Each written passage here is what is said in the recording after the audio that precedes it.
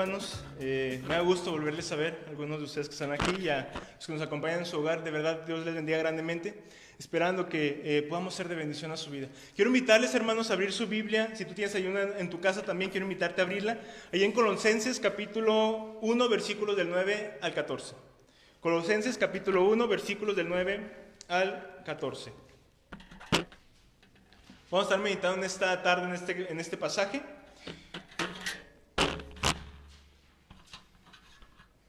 He titulado a esta predicación El creyente agradable a Dios. Y quiero que se imaginen algo, hermanos, en esta parte. Pero antes de iniciar vamos a hacer esta lectura. Esta es otra versión, es NBI. Ustedes tienen otra versión, pero es lo mismo. Si la tiene ahí en su casa puede también leerla. Colosenses capítulo 1, versículos del 9 al 14 dice de la siguiente manera. Por eso desde el día en que lo supimos no hemos dejado de orar por ustedes.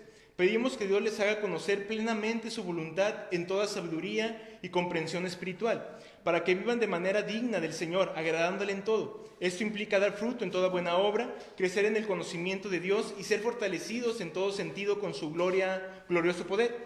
Así perseverarán con paciencia en toda situación, dando gracias con alegría al Padre. Él los ha facultado para participar de la herencia de los santos en el reino de la luz. Él nos libró del dominio de la oscuridad y nos trasladó del reino a su amado Hijo, en quien tenemos redención, el perdón de pecados. Quiero que se imaginen una escena, hermanos. Quiero que visualicen una escena, se imaginen esto. Tú que me escuchas en tu casa, también quiero que te imagines esto. Si conoces un poco de la Biblia y conoces algo de la historia de Pablo. Imagínense, hermanos, que Pablo está encarcelado. Es la primera vez que está encarcelado en Roma y un día de repente le visita a alguien, le visita a un ministro de la iglesia de Colosas, los colosenses, la iglesia que está en Colosas. Mandan a alguien a visitar a Pablo. El nombre de este enviado es Epafras. Le informa al apóstol Pablo de la condición de la iglesia. Si usted se imagínese esto, ¿no? Que Pablo está encarcelado, que hoy viviera Pablo, ¿no? Y usted tiene que mandar a un encargado de la iglesia a darle un informe a Pablo de cómo está la iglesia. Hermanos, yo preferiría que no fuera, o algunos preferiríamos que no fuera. ¿Por qué? Porque a lo mejor la pandemia nos ha pegado mucho. Imagínense qué informe le daremos, ¿no? a aquel que vino a sembrar la semilla en una iglesia y le diríamos, pues ahí estamos poquitos, pero seguimos avanzando. Hermanos, la iglesia de Colosa, las noticias que llevó este ministro eran unas noticias buenas, porque le dice, el informe que les da este encargado era favorable. Había fe, había amor y había esperanza en la iglesia de Colosas. El evangelio estaba produciendo abundante fruto en la iglesia de Colosas. Sin embargo, siempre hay un peligro presente. El peligro presente que siempre está en una iglesia, en los que habitan o los que son parte de una iglesia, es caer otra vez en los hábitos pecaminosos. Siempre está ese peligro presente en la vida del creyente, volver a los hábitos pecaminosos. Y además en la iglesia de Colosenses había falsos maestros que estaban tratando de engañar a la iglesia. Dos cosas que pasaban en la iglesia. Todo era favorable, fe, esperanza, amor abundaba en la iglesia. Pero Pablo se preocupa por algo, porque los hermanos vuelvan otra vez al pasado, al pecado, y también se preocupa porque hay quienes pueden engañar a la iglesia, falsos maestros. En esta situación, hermanos, Pablo redobla la oración, ora con más esfuerzo por la iglesia, ora con mayor pasión por la iglesia de los colosenses, con el deseo y un propósito, que estos hermanos vivan agradando a Dios. Ese era el propósito de la oración de Pablo, que los hermanos de Colosas vivan agradando a Dios. Pero yo si estuviera en la iglesia de Colosas diría, qué orgullo que Pablo ore por mí. De verdad me sentiría orgulloso de que Pablo estuviera orando por mí y por mi iglesia. Pero no sé usted, pero de repente me vendría un pensamiento a mi mente, pues está orando porque yo agrade a Dios. Y qué bueno, ¿no? Que Pablo ore porque yo agrade a Dios. O que un hermano ore porque yo agrade a Dios. Pero de repente vendría un pensamiento a mi mente, yo diría, ¿y cómo le hago para agradar a Dios? ¿Qué hago para vivir agradando a Dios? Y hermanos, no sé si usted se ha hecho esta pregunta, o tú que no eres creyente también te has hecho esa pregunta. ¿Cómo puedo agradar a Dios? Y espero que alguna vez en tu vida te hayas hecho esta pregunta: ¿cómo puedo agradar a Dios? Pues Pablo en esta oración no solamente tiene el deseo que los creyentes tengan esa intención de agradar a Dios, sino también él les dice cómo pueden agradar a Dios en esta oración. Y quiero compartir con ustedes 3 cosas, hermanos, en este día, en este momento, de cómo poder agradar a Dios. La primera de ellas: el creyente que agradar a Dios sigue la voluntad de Él. ¿Cómo quieres agradar a Dios? Sigue la voluntad de Dios para tu vida. Y me van a decir, hermanos, ¿y cómo es eso? ¿Cómo descubro la voluntad de Dios para mi vida? Vamos a ver el versículo 9, hermanos. Dice el versículo 9: por eso, desde el día en que supimos, no hemos dejado de orar por ustedes, pidiendo que Dios les haga conocer plenamente su voluntad con toda sabiduría y comprensión espiritual. La pregunta sería: ¿cómo conocer la voluntad de Dios? Y una de las cosas más difíciles, que generalmente, no me deja mentir, hermano que me escucha o usted que me acompaña aquí, que de repente lo más complicado es conocer la voluntad de Dios.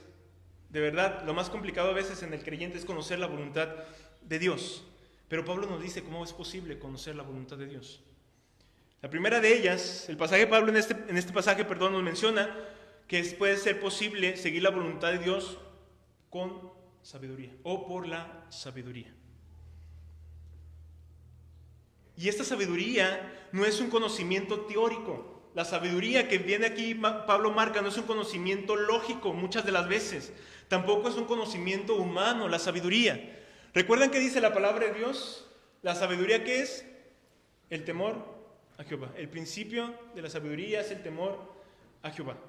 Eso, hermanos, es la sabiduría. ¿Cómo conocer la voluntad de Dios para mi vida? ¿Cómo conocer la voluntad de Dios para mi vida? Recuerden este pasaje. El principio de la sabiduría es el temor a Jehová. Por tanto, hermanos, la sabiduría es una comprensión profunda. La sabiduría es una comprensión profunda de Dios en Jesucristo. Al conocer a Cristo, conocemos a Dios. Y si conocemos a Cristo, somos sabios. Si nos acercamos a Dios, somos sabios. Y esta sabiduría y este conocimiento de Dios produce fruto para una vida práctica. En pocas palabras, déjeme le digo, ¿cómo puede usted conocer la voluntad de Dios a través de la sabiduría? En pocas palabras, la voluntad de Dios, hermanos, para el creyente siempre está relacionada con el conocimiento de Dios y el servicio a su obra con una vida llena de frutos. Vuelvo a repetirlo. La voluntad de Dios siempre está relacionada para tu vida con el conocimiento de Dios y el servicio a su obra a través de frutos en tu vida. ¿Quiere conocer la voluntad de Dios? Todo lo que esté fuera de esto no es voluntad de Dios. Todo lo que esté fuera de conocer a Dios no es voluntad de Dios. Todo lo que esté fuera del servicio a Dios o de adorar a Dios con tu vida no es voluntad de Dios. Muchas veces los jóvenes me preguntan, ¿puedo andar con tal y cómo sé que es la voluntad de Dios? ¿Te ayuda para ti? Pues es la voluntad de Dios. ¿Te acerca a Dios? Es la voluntad de Dios. ¿Te acerca? ¿Cómo sé, hermano, que quiero servir en la iglesia, pero no tengo, no sé qué? Es la voluntad de Dios. La voluntad de Dios siempre te llevará a conocerle. La voluntad de Dios siempre te llevará a servirle. La voluntad de Dios siempre te llevará a dar frutos en tu vida. Por ejemplo, un trabajo. ¿Y este trabajo? Pues bueno, conocerás la voluntad de Dios cuando estés ahí. Si estás ahí, vas a dar fruto alrededor de los que comparten contigo. Y esa será una oportunidad para bendecir a otras personas y será la voluntad de Dios que tú estés dando fruto donde estés. La voluntad de Dios, hermanos, se relaciona siempre con el conocimiento de Dios, el servicio a su obra y una vida llena de frutos. ¿Cómo quiere usted conocer la voluntad de Dios? Pues si el camino que usted quiere elegir lleva esto, probablemente sea la voluntad de Dios. Pero ¿cómo comprender esto? Y dice Pablo, siguiendo la voluntad de Dios. ¿Cómo agradar a Dios? Siguiendo la voluntad de Dios, con una comprensión espiritual, dice el pasaje. Por la voluntad de Dios se descubre espiritualmente, hermanos. La voluntad que Dios tiene para su vida se descubre espiritualmente. No se descubre echando las cartas, no se descubre yendo a consultar un oráculo, no se descubre en el horóscopo, no. Se descubre espiritualmente. Y la voluntad de Dios es decir, cercano a Dios. Entre más lejano de Dios estemos, hermanos, más cometeremos más no será la voluntad de Dios, ¿sí me explico? O cometeremos muchos errores que no son la voluntad de Dios. ¿Cómo conocer la voluntad de Dios? Estemos cerca de Dios. Aferrémonos a Él en oración y en la lectura de su palabra para descubrir la voluntad que Él tiene para nosotros. Si estás cerca de Dios espiritualmente, no puedes ser engañado por Satanás, la carne o tus propios deseos. Pero ¿qué pasa? Cuando estamos lejos de Dios, o Satanás nos agarra y nos engaña, o nos engaña la carne, o nos engañan nuestros propios deseos y anhelos.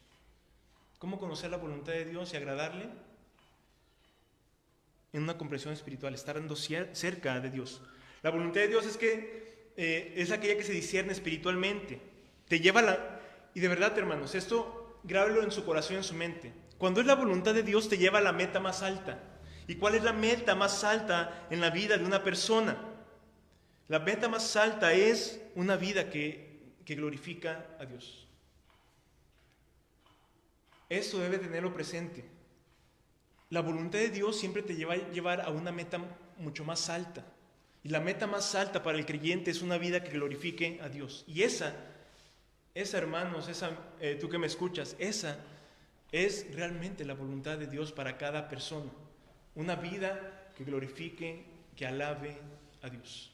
Si tienes este propósito en tu vida, creo que has seguido la voluntad de Dios hasta este momento. Segunda cosa que quiero compartir contigo, ¿cómo agradar a Dios? Primero vimos, siguiendo la voluntad de Dios. Segundo, vivir dignamente del Señor. Versículos del 10 al 11a dicen la siguiente manera. Para que vivan de manera que es digna del Señor, agradándole en todo. Esto implica dar fruto en toda buena obra, crecer en el conocimiento de Dios y ser fortalecidos en todo sentido con su glorioso poder. Segunda cosa, ¿cómo agradar a Dios? Vive dignamente del Señor.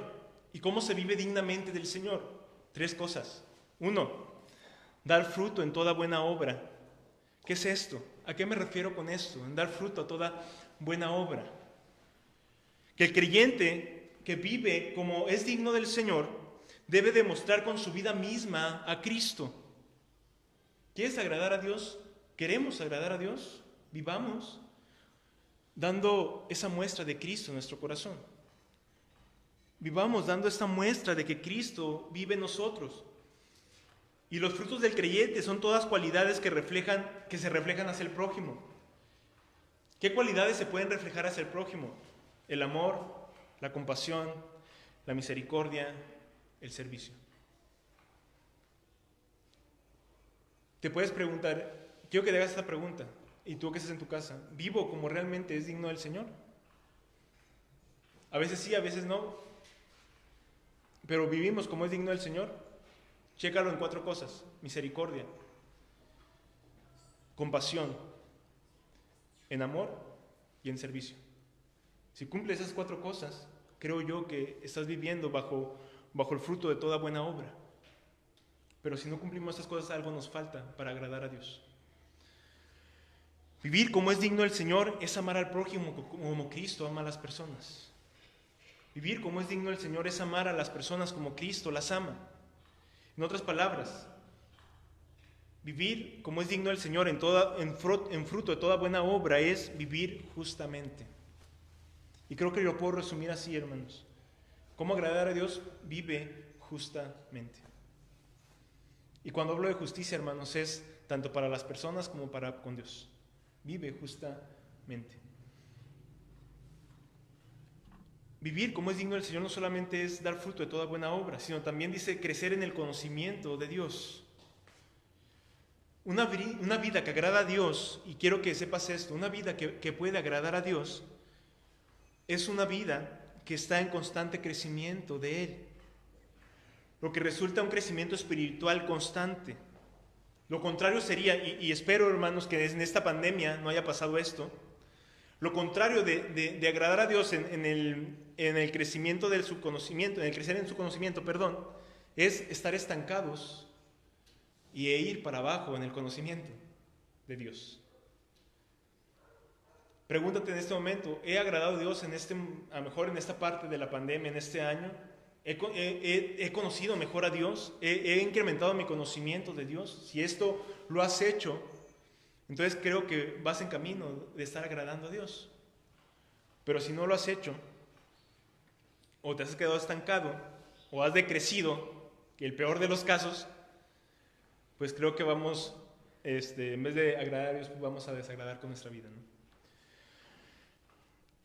Nunca será posible conocer lo suficiente a Dios. Aquella persona que le diga, no, es que yo ya conozco todo lo de la Biblia. No, es que yo ya conozco a Dios del derecho y al revés.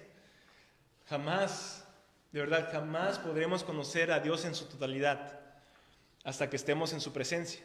Y yo creo que cuando estemos ahí, lo único que vamos a querer es verlo, ya ni conocer todas las cosas, yo creo, ¿no? O sea, lo único que vamos a querer es ver a Dios en su presencia.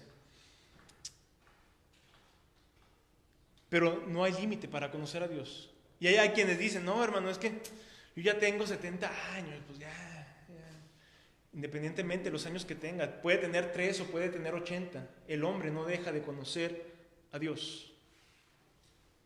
Desde el principio de su vida hasta el último momento, el hombre no puede alcanzar a comprender y conocer totalmente a Dios. Entonces, por eso se le pide que el creyente viva en constante conocimiento de Dios para agradarle. Pero la tercera cosa que aparece aquí en este vivir dignamente del Señor es ser fortalecidos en el Señor. Hay una frase que dice, y yo creo que todos lo hemos escuchado, el conocimiento es poder. Creo que todos hemos escuchado esa frase, el conocimiento es poder. Y dice Pablo en esta parte, ¿cómo agradar a Dios a través de vivir dignamente, ser fortalecidos en el Señor? Si usted conoce a Dios, como consecuencia, su fortaleza será el Señor. Pero ¿qué pasa a veces, hermanos, que tomamos la fortaleza en nuestras propias vidas o tomamos la fortaleza en otra persona, tomamos la fortaleza en no sé dónde tomamos esa fortaleza, pero tomamos en otro lado, ¿no? ¿Qué pasa? ¿Sabe lo que usted está reflejando? Que aún no conoce a Dios como debería.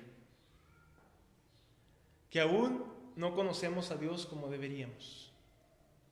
Porque si conociéramos a Dios como deberíamos, la fortaleza sería Él. Conoceríamos su poder, conoceríamos su grandeza, conoceríamos su protección, conoceríamos su refugio, conoceríamos... Pero ¿cómo es posible esto? Pues con el conocimiento. Y eso trae por ende, hermanos, la fortaleza en el Señor.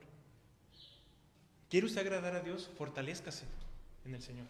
Tómese de la mano de Dios, agárrese, abrace la palabra, abrace la oración, abrace a Dios. Si quiere agradarle. Para agradar a Dios debemos depender de Él. No de las circunstancias, no de los problemas, no de las personas.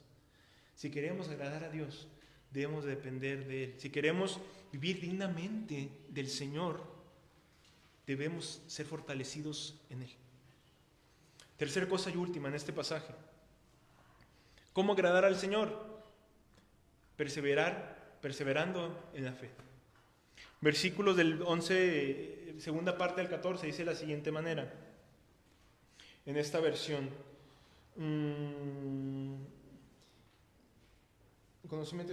Así perseverarán con paciencia en toda situación, dando gracias con alegría al Padre. Él los ha facultado para participar de la herencia de los santos en el reino de la luz. Él nos libró del dominio de la oscuridad y nos trasladó al reino de su amado Hijo, en quien tenemos redención, el perdón de pecados. Tercer cosa, perseverar en la fe. ¿Quiere agradar a Dios? Persevere en la fe. Avance en la fe. No se eche para atrás, no tire la toalla. Siga corriendo al conocimiento de Dios, siga corriendo al estar cerca de Dios en la fe. Hay muchos hermanos que probablemente, espero no de esta iglesia o de otra iglesia, pero probablemente pase algo, que muchos ya no regresen a las iglesias. ¿Qué pasó? Dejaron de perseverar en la fe probablemente. Si usted quiere agradar a Dios, persevere en la fe. Dice Pablo, dando gracias en las dificultades. La perseverancia, hermanos, es la gracia de poder permanecer firme. La perseverancia es el poder de permanecer firmes, es la valentía de seguir a Dios a pesar de las circunstancias. Eso es la perseverancia, la valentía que usted tiene de seguir a Dios a pesar de lo que esté pasando en su vida. Eso es perseverancia. Es la valentía de seguir a Dios a pesar de las dificultades y las adversidades, la aflicción. Y la perseverancia se rehúsa a sucumbir a la desesperación a pesar de la aflicción, el sufrimiento o la persecución. No desiste de seguir a Dios. Perseverar en la fe, dice, dando gracias en toda dificultad. Y hay una pregunta muy interesante aquí. ¿Cómo se puede dar gracias en las dificultades? ¿Cómo podemos agradecer a Dios si falleció alguien que amamos? ¿Cómo puedo agradecer a Dios si perdí a alguien? ¿Cómo puedo agradecer a Dios si me quedé sin casa? ¿Cómo puedo agradecer a Dios si me corrieron de mi trabajo? ¿Cómo puede ser esto posible? ¿Cómo puede ser posible? Pues bueno, sabiendo dos cosas. Uno, que Dios está con nosotros a pesar de todo. Y dos, que su propósito es más sabio que el de nosotros. Si sabemos eso, hermanos, podremos dar gracias en las dificultades a pesar del dolor y el sufrimiento. Si comprendemos dos cosas, que Dios está y va con nosotros a pesar de todo, y que su propósito es mucho más sabio que el que yo tengo para mí. Dando gracias en todo, perseverando en la fe, hermanos. Dando gracias a Dios en toda situación. Y dijo Job, hermanos, ¿recibiremos de Dios solamente lo bueno? También recibiremos lo malo de Dios. Y daremos gracias también porque el propósito de Dios es mucho más grande que lo que alcanzamos a comprender nosotros. Y hay que perseverar y hay que seguir en la fe.